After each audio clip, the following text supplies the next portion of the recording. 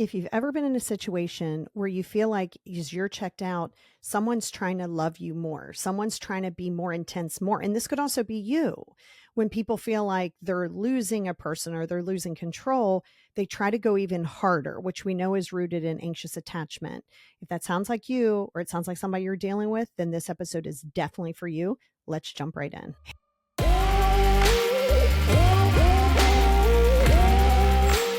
Hey, everybody, and welcome back to the Positivity Experience. It's your girl, Lori. We are here in December. Don't know when you're going to listen to this. That's the beauty of podcast world, is you can listen to this anytime you want. But we are in this last month of the year. And this topic is good for any time of the year, but especially around the holidays or even when it gets cold. You know, it's kind of interesting if you're in a place where you have seasons and it gets cold. There was something years ago that, when people are first starting to date or they're in the not so serious stage, people would get a girlfriend or a boyfriend or a partner throughout the winter months. And then at springtime, it'd be like, it's time to break up because there was more options. So it is funny. There is something to some of that, but it's very important to do this. Now, also over on the Patreon, there is going to be a worksheet that's going to really help you unbox it for other people as well as you, meaning how can you respond to other people who are like this and how can you check yourself?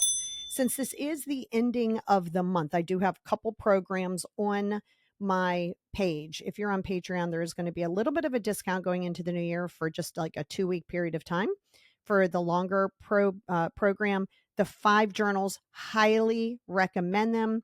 They are effective. They will help you unbox things, especially if you have ADHD, OCD, where you can't kind of detach from things. But the Patreon's there, the services are there. Everything is directly on my website, which is the Positivity Experience with a X instead of an EX. And you can find everything you could possibly need right there. And you can also find a link to the Patreon either there or all of those things are right here in the show description. I wanted to get all that out of the way because these are all things that can help you. And this whole thing, I am an attachment specialist, attachment, ego, boundaries. I do it all, but that's really this love foundation that I have. It is a passion for me. It all is, but that's like a main focus. So when it comes to attachment theory, it is something that when you understand the brain, and I won't get super nerdy, but when you understand the brain and the parts of your brain and why they act the way they do and how trauma changes them and how you can rewire them, you start to realize that the complex part of humanity, it can be complex, but if you really drill it down, there's only a number of things that it can be. And we know that there is a reason for the things. The big thing for you is not to go from the reason to making it an excuse, because it's a real slippery slope to get there. I did that for years. My childhood, excuse for me to be the way I was. Mom passing, excuse for me to be in a victim mindset. So we all go through it until we're ready. And quite frankly, that's the facts. You're going to stay in a mental space and in a mindset until you're really ready to take that path, to understand happy isn't a destination. Happy isn't a void of issues. It just allows you to not take it on. I think people have this misconception that happy is you're always on and you never let things bother you. It's not about not letting things bother you. It's letting them come in and out like you would a wave. So this is on anxious attachment, why they love you harder when they fear of losing you. Before I even jump into that, we're going to talk about some psychology too. But I love to give you examples and reasons why you need to know. But always know this in general. You cannot love someone harder into loving you more. That's not a thing. And if you find yourself doing that or you find other people doing that, this is anxious attachment. It's nothing else. It's not love, because people are going to misconstrue love for I can't live without you. That is most certainly not love. Now, there's 2 dynamics to this podcast, and it could be 2 at the same time, 2 sides, same coin. Or you can see it with somebody who you're involved with or somebody who you were once involved with. And it's important to notice, because when you're on the other end of an anxious attachment person, this is where you got to be real strong to know, is this something I want to cope with if they are working on it at all? Because not working on it, there's no reason to be there.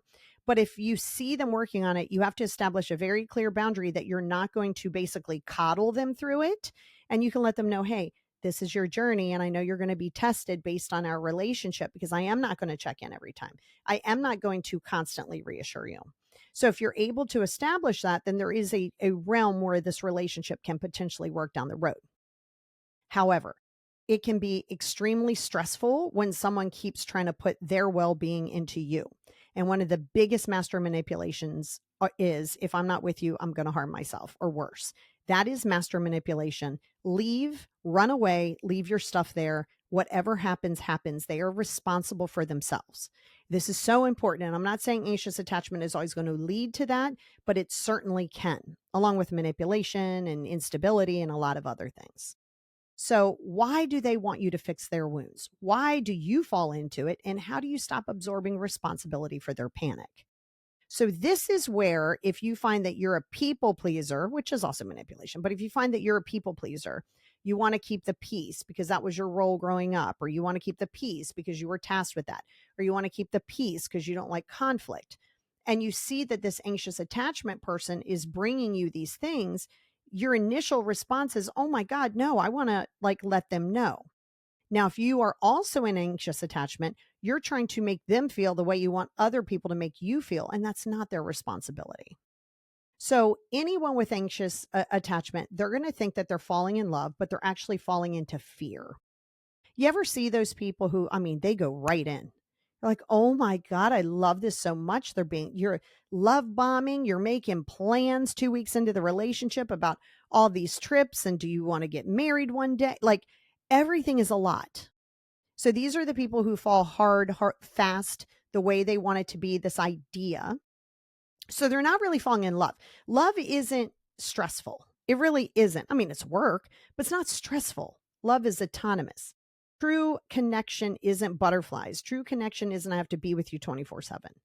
It's peaceful. It's allowing the autonomy. It's allowing communication. And it's also allowing a time and period where you go, maybe this isn't for either one of us. Their intensity is not devotion. Their affection is not connection. Their pursuit is not romance. It's panic wearing the mask of love. So they don't really understand love. And this could be you. So always be aware. If what I'm saying is a triggering thing, that's a great thing. I love to trigger people who need to be triggered because those are your inner children that you've yet to deal with. So when you're triggered, don't run from the trigger. If you find yourself defensive, say, whoa, wait a minute. What is my inner brat trying to tell me? And what do I need to listen to? When me or anybody else, when you find this trigger, walk with the trigger. It's trying to teach you and it's trying to heal you. So it's important because very often you might think, but it is love. And I just said to you, love is not hyper independently stressful. Yes, it's effort. Yes, you're dealing with people. Sometimes you're going to love them. Sometimes you're going to hate them. Sometimes you don't want to be with them. Sometimes you will. But you don't have to look at it to where someone puts their whole life on hold. If you see someone dropping all of their hobbies, dropping their friends, and especially if they expect you to, again, run. But if you see someone changing up the narrative, pretending they like something that they don't, making all of these strides to buy you the things and do the things, this is a red flag. This is not love. This is attachment. This is stress. This is fear. So anxious attachment turns relationships into emotional CPR. And that's just what's happening. They're looking for that. They collapse emotionally. Then you revive them. Then they get calm until the next fear spike. So let's look at what that cycle looks like. So, oh my God, I love this person. This is great. We're going good. Things are cruising along. And then you didn't return a text message, or you didn't respond the way they wanted you to, or you decided to go out with your friends and not them. Like all these things, which is a healthy part of a relationship, comes up. Then all of a sudden you notice there's a little bit of a collapse emotionally. They're really upset. They're really despondent. You're having to reassure them. You're like, no, I do love you. I just want, you start making excuses. So they're collapsing emotionally. And what are you doing? You're reviving them. You're messaging them while you're out having a great time, going, hey, I'm having a great time. Why are you doing this? Because you know that they're already freaked out of the fact that you're hanging out with your single friends and they swear that you have no control over yourself. And they swear that your single friends are just out there running trains on everybody. And they think you're automatically going to do the same thing. And it's not your job to change how their viewpoint is. So when you constantly reassure, then they calm down. They're like, oh, okay, I'm reassured. That's not going to stay. They're an anxious attachment. They're not secure attachment. So then the next fear spike happens, and it's the whole nervous system thing all over again. So pay attention to the cycle. Think of somebody right now, either presently or that happened in the past, that kind of had this MO. And think about when it's okay. And then the next moment it's stressful for them, or you're doing something that they don't want or they don't like. Think about where that collapse comes. Think about your reassurance. Think about them breathing, and then think about it swinging again, because it will. So I want to break that down to you, because they're going to cling harder and then they're going to expect you to heal them. So you can't do that, because you're going to get trapped right in that rescue.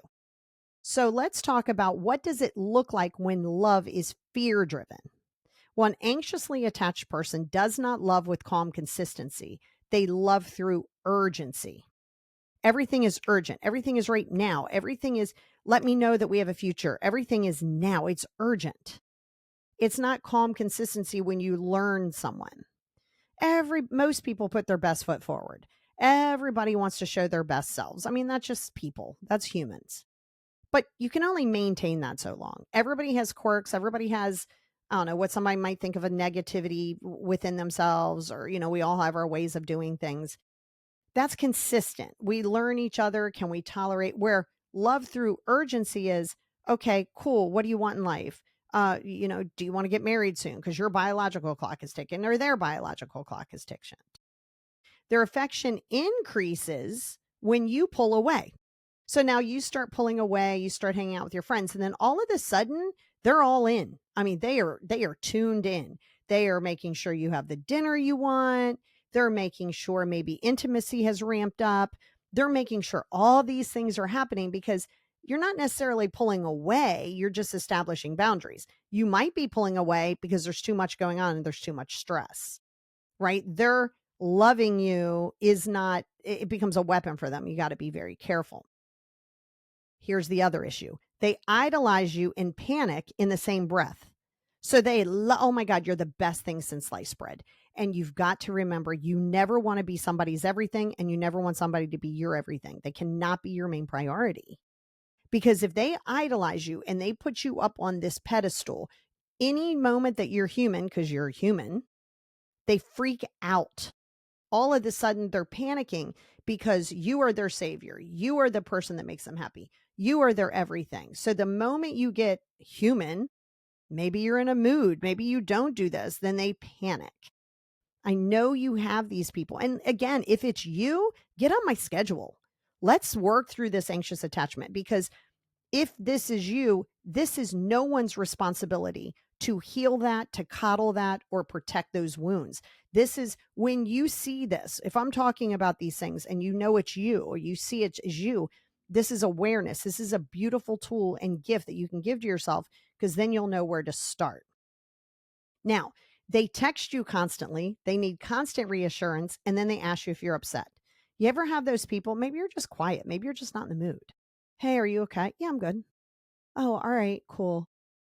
So, hey, are you sure you're okay? Yes, I am fine. And then they keep pushing. Now you're not fine anymore. They're texting you constantly. If someone needs to text you 600 times a day, this is a red flag. No one needs to text anybody that much. So it's one thing to have communication, funny, ha ha ha, here's a meme, great, but breathe. Breathe. Let people have a life outside of you. If they have an opposite sex friend, they were there before you. Get over yourself. Don't put pressure on them to distance from their opposite sex friend who's been here long before you. Don't panic when they want to go to their guys' weekend, their girls' weekend, or the group. And they always did that. And now you're panicked about it. That's not for them to reassure you through it. So if somebody needs constant reassurance, you know what you're dealing with here. It's very important. They will read neutral behavior as abandonment. So now you're not emotional. You're not unhappy. You're just stating facts. All of a sudden you're abandoning them. You're cold. You're icy. What's wrong? They take any personal time as a rejection. Suddenly, you would rather spend time with your friends or time alone than you would with them. Everybody else is more important than them. This is where all of that anxious attachment becomes manipulation because they're in fear. They don't want to lose you. They're grasping on for straws. They're holding on for dear life. So they can take it as they want. They're going to see it as rejection and abandonment. What you're not going to do is go, no, babe, I just want, no, we're not going to do that. We're not going to do that because then you're going to constantly be thinking while you're out, oh my God, I hope they're okay. No, they'll try to love bomb you back into closeness. This goes to the one I was talking about earlier, where they try to be extra nice now that you're pulling away. They try to love bomb the hell out of you to gain more closeness. They'll promise big, they'll talk big, they'll feel big, but they're rooted in fear and not a grounded connection.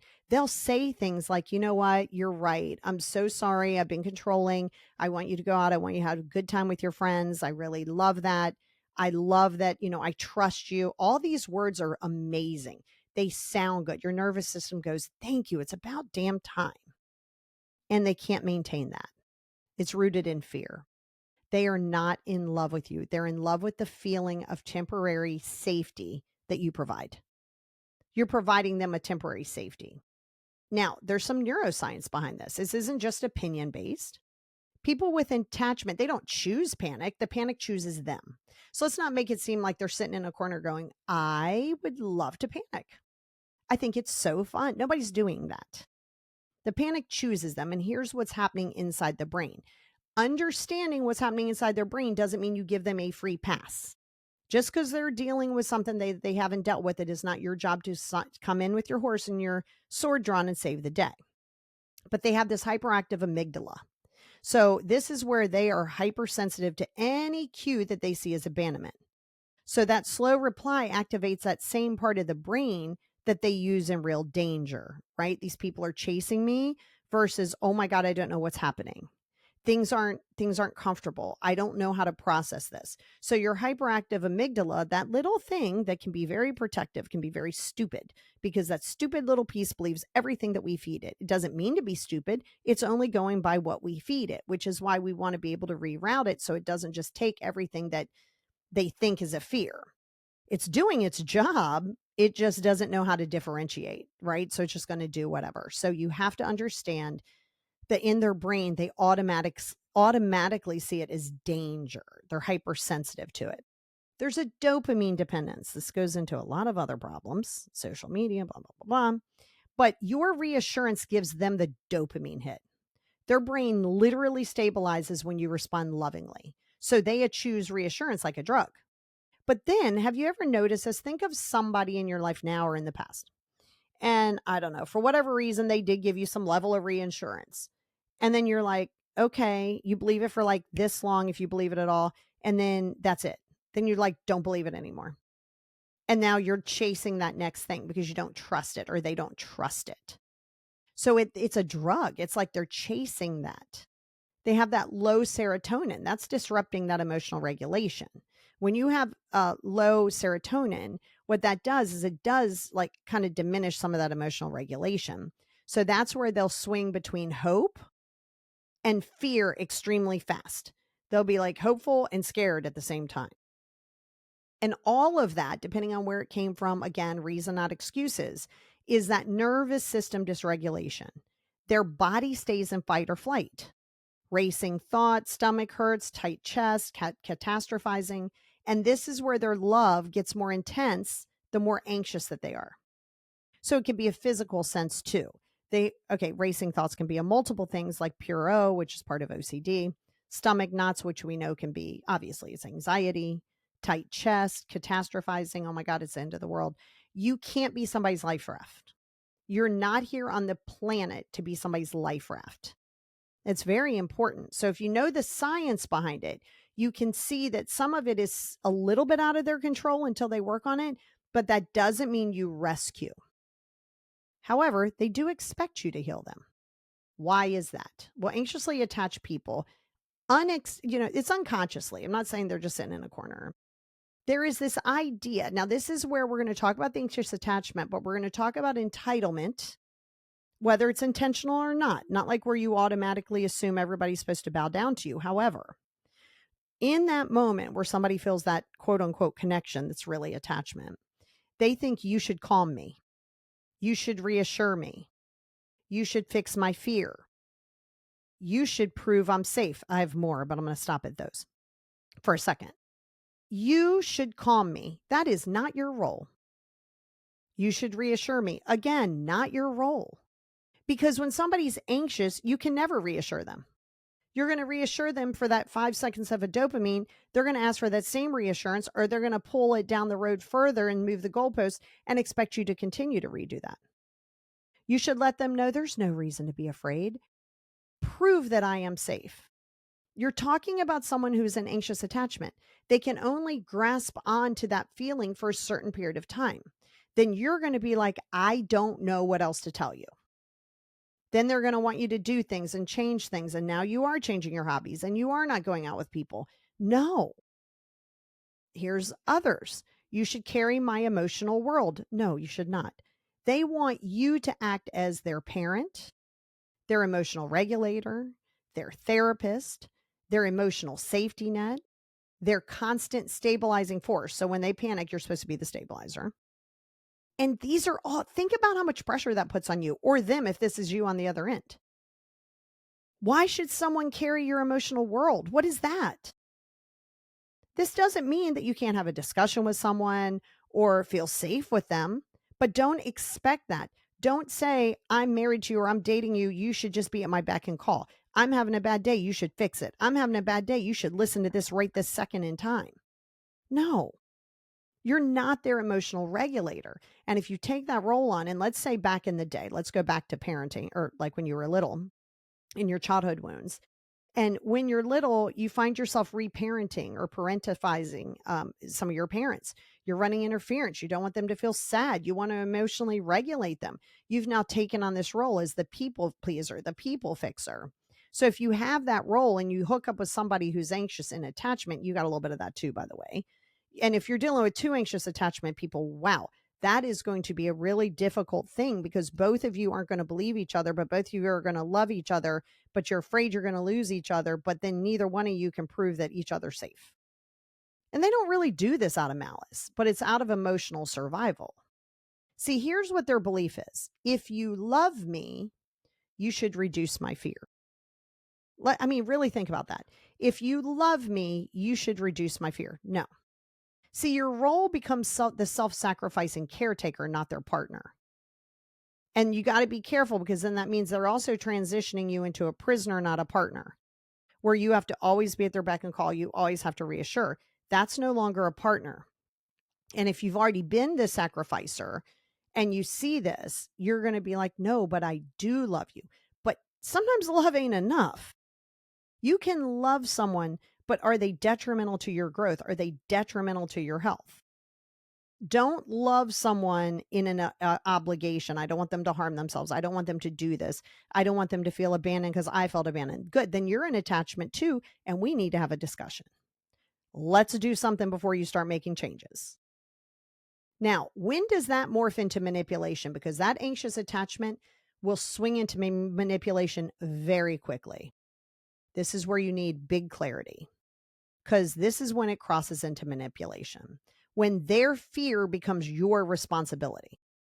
So now whatever their fear is your responsibility. And then you feel guilt when they panic. This is big. Are you feeling guilty when they panic because they're upset because they've been sad and you decided to go out with your friends and now you feel guilty because they were like, it's okay. And that you knew that they were going to be home sulking. Are you taking that on? This is manipulation. So if you're feeling guilt when they panic, this is how you know. They weaponize their distress. I can't handle this. Listen, we have all been, oh my God, most of us listening to this podcast, including myself who's recording it, have been in a place where we feel like the sky is falling, the world is closing in, everything is too much. But then you don't put that on somebody else. I can't handle this becomes they're weaponizing it. So imagine they've just had, and I know you know these people, where they're going okay. And then it just happens to be a day before you're going to go away or a day before you're going to go out with the fellas or the girls or whomever, Then all of a sudden their anxiety ramps up and it's, oh my God, I'm so stressed. I'm so sad, just to try to get you to change your plans without making it seem like they're telling you to change your plans. They'll shut down emotionally to pull you closer. If you see this behavior, it's classic manipulation.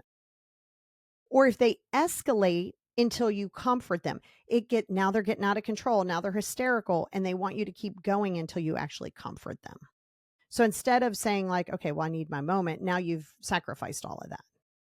They'll use sadness to soften boundaries. This is big. Okay, well, I just really wanted to spend time with you. Or, okay, like I understand. I just was really hoping that we could spend the weekend together. Even though you already said, nothing's going to interfere with my personal time because I really need that to be a better person. So now you're starting to see that sadness is trying to soften the boundaries. Then they love bomb after conflict to reset control. Again, cycle, all of that. Because not all anxious attachment is manipulation. It's some for them to deal with. That's for them to deal with. But it's when they really put this on you that it is. An emotional collapse to avoid accountability is 100% manipulation. Don't fall in love with the hope of what you want this relationship to be, or even what it used to be. Maybe you think it was secure. Maybe it was at one point, and now it isn't. You're like, what the hell happened? So this is why you get pulled into the cycle. This is why you get trapped. Your nervous system calms when theirs calms. So you rescue them to reduce your own discomfort. This is huge in childhood. This is where that parentification of a parent comes into play. Mom and dad used to get into arguments, or mom was really sad and you hated to see her sad and you could see her crying and you absolutely hated it. So your nervous system said, go and calm her, because you're uncomfortable. You're like, oh God, I don't know what to do with this. It's got to go away.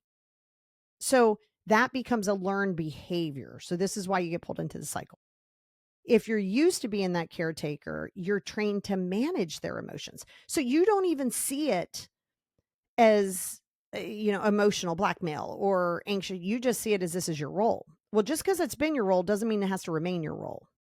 So when you're seeing that, you're like, wow, this is what I'm supposed to do to navigate it. No, you are not responsible for that.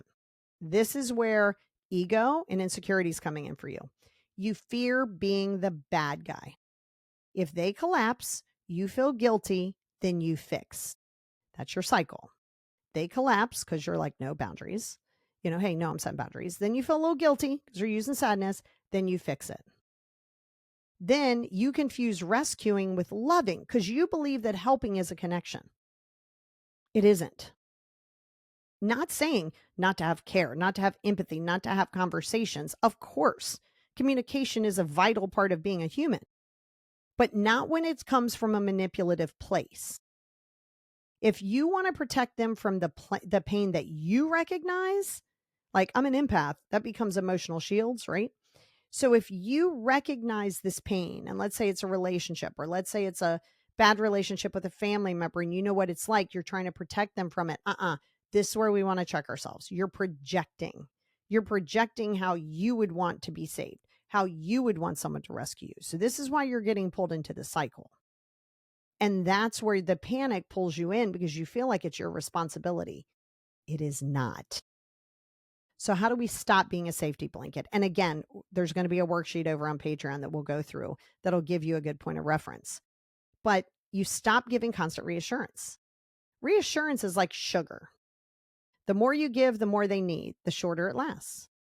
So the more you give, the more they're going to need. And you're going to notice it happening more and more with less lead time in the middle because they constantly need that. Don't explain yourself 15 different ways. Repetition is going to feed the anxiety loop. No, thank you. No, I'm going to be going out with my friends tonight. Maybe tomorrow we can do the movies. They can do whatever they want to do.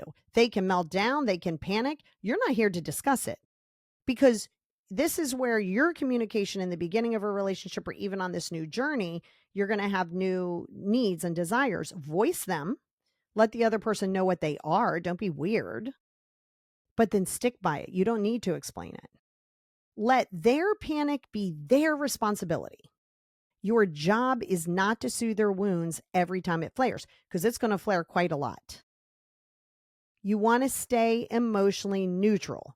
Don't match energy. I know everybody's like, match it. You don't want to match energy.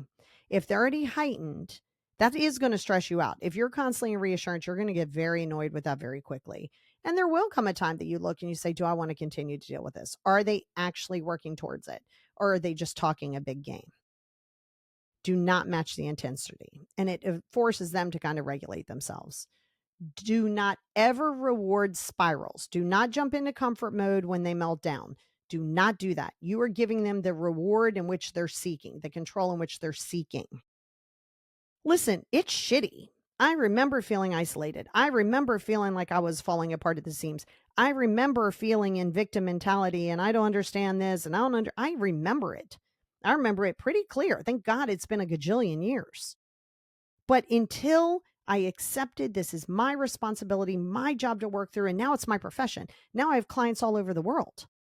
I can help you, but I can only help you, and I'm only good for the person who's tired of their own shit. I am only good for the person who goes, wow, I am this person and I no longer want to be this way. Because I know for me, it felt isolating, it felt shitty, and I did not like being angry and upset 24/7.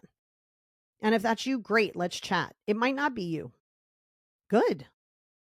But don't reward the spirals. Hold the boundaries even if they freak out, and they will escalate it. That does not mean your boundary is wrong. It means that their nervous system does not like it. Just because someone freaks out doesn't mean you're wrong. It means that you are not taking on their stuff any longer. And you gotta embrace being the bad guy. Being the bad guy is where you start to realize that you are finally in a place where you're putting yourself as a priority and you're establishing what you will and will not tolerate. Now, always remember this is also for you to receive. Meaning, what if somebody else needs something? What if they're on their journey now? They started a journey and they're like, you know what? I realize I want to go hiking or I want to go to Pilates or I want to go to the golfing range or I want to do something every Saturday. It's good for my mental health. It's okay if it's brand new. This is something new. And they tell you, they don't have to ask you. They don't have to go, are you okay if I, no, we don't do that.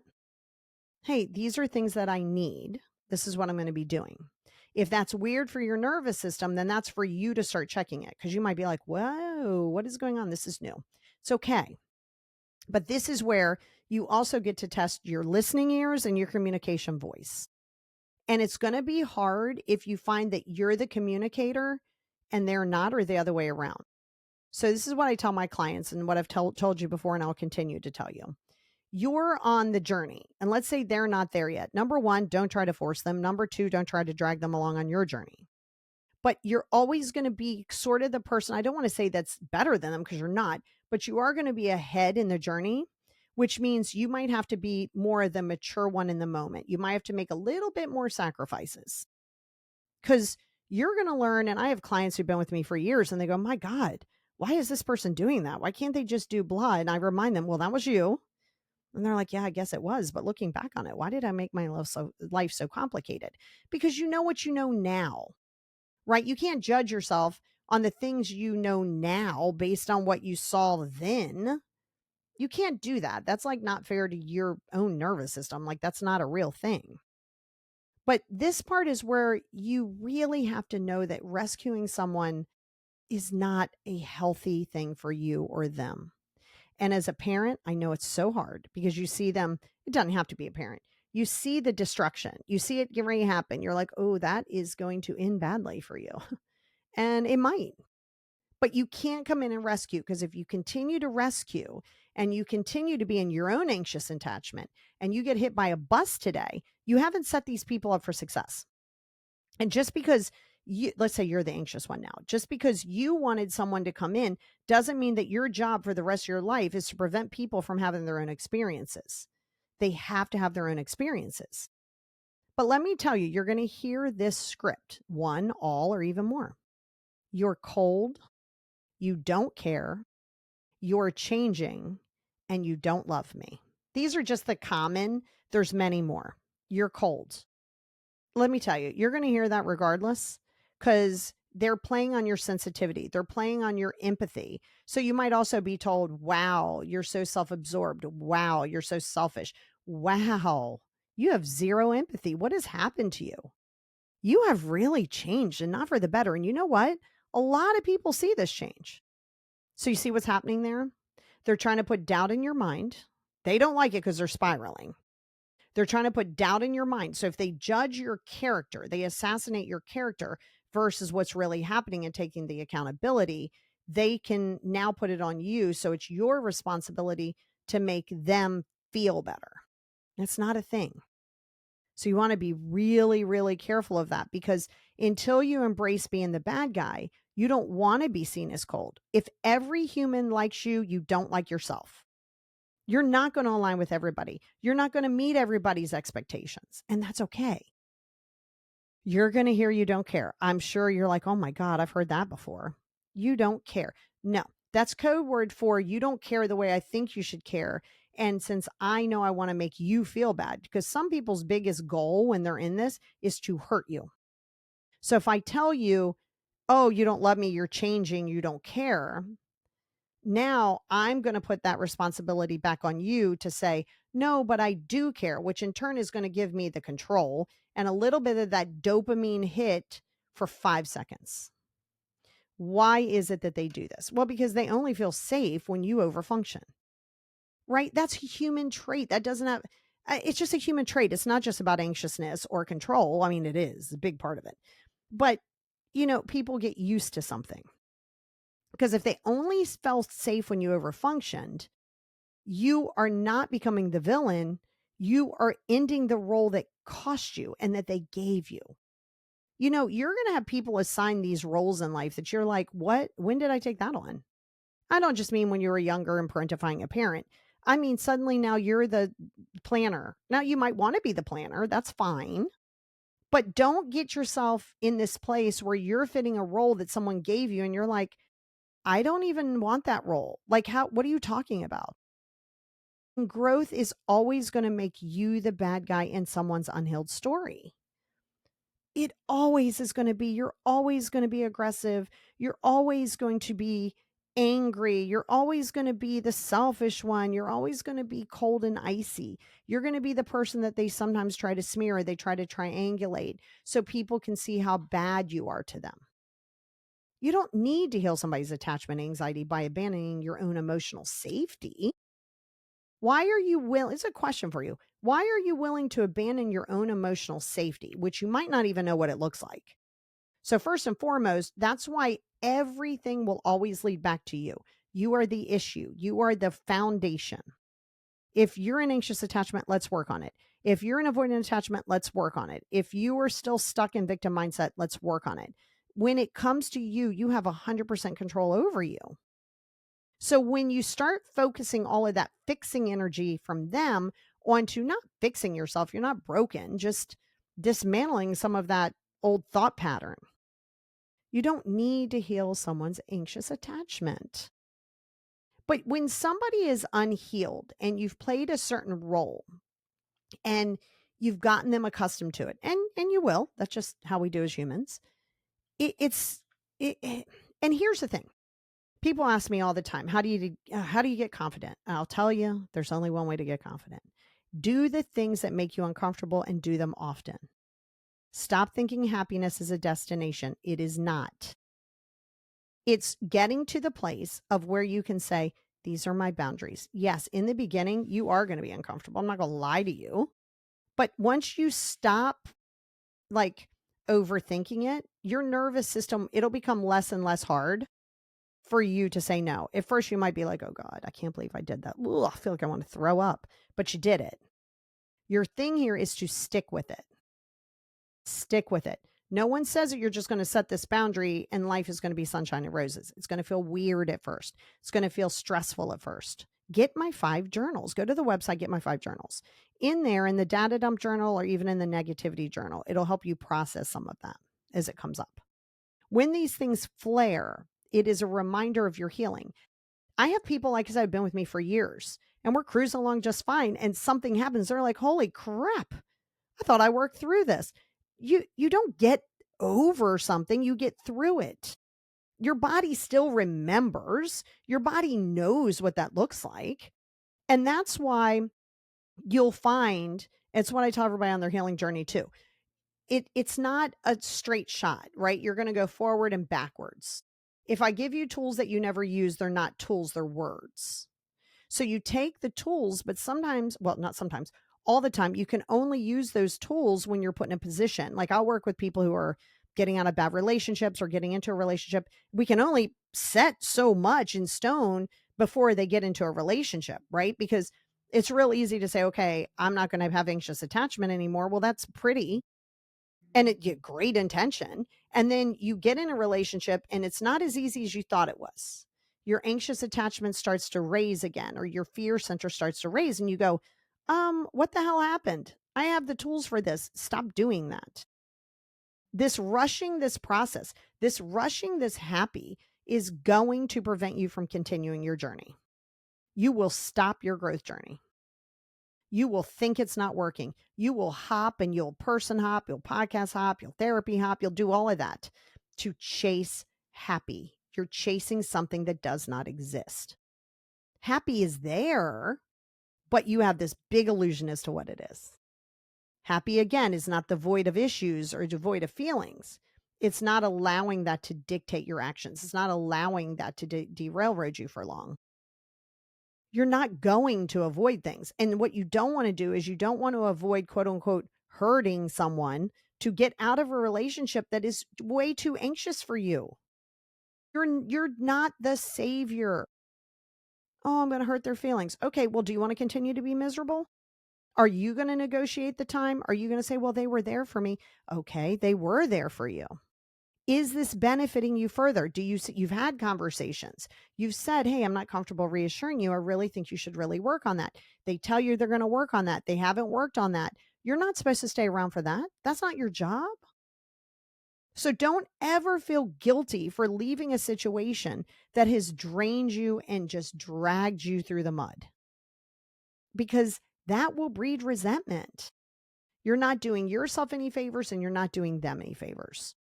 Sure, there are some people who are working on it. And guess what? You're not going to go for 3 months and suddenly your anxious attachment's gone. That's not how it's going to work.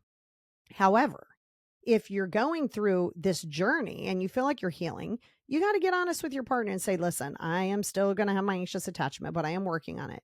Please point it out to me. You got to be ready to hear it. Don't get defensive. If someone goes, hey, you're doing that reassurance thing again. And you're like, oh, damn. Okay. Yeah, but I just needed it in that moment. If you're willing to take the feedback while you're in healing, there's a space where your relationship can grow, but not if you're going to get defensive and go, well, but I'm trying. You're going to hear that a lot, but I'm trying. I'm working on it. Well, okay. We know you're working on it. We know you're going to go backwards and you're going to lapse some, but let's not let that be an excuse. Massively important for you. So this is a good place to pause, to stop. We're going to pop over and we're going to go through the Patreon episode. But I really want you to understand that you need to free yourself from this idea that you have all of this responsibility of taking on the world and people's feelings. You're neglecting yourself. You're neglecting your own inner child. Nobody asks for trauma. Nobody loves it. But it's not your job to come in and save the day. And it's not anybody else's job to do that for you. So the next time that you sit with it and you feel like, damn it, I'm so over telling somebody this over and over and over again, ask yourself this one question. Why do I keep doing it?